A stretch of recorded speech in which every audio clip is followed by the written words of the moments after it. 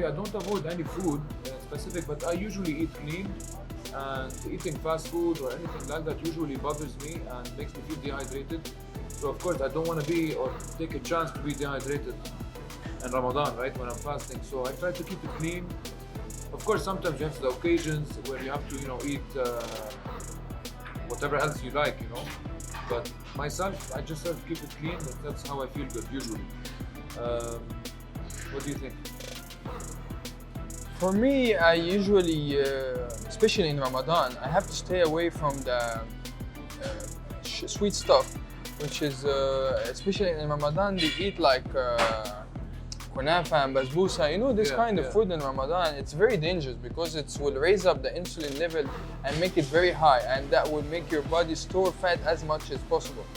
So I will stay away from the sweets, I will stay away from the soda. And if I want anything sweet, I will probably eat a snack like waffle protein, pancake protein, or fruits. And that's what I do. Hope you guys liked the video. Please subscribe, follow us. And if you got any questions about Ramadan, what to eat and everything, just comment below and let us know.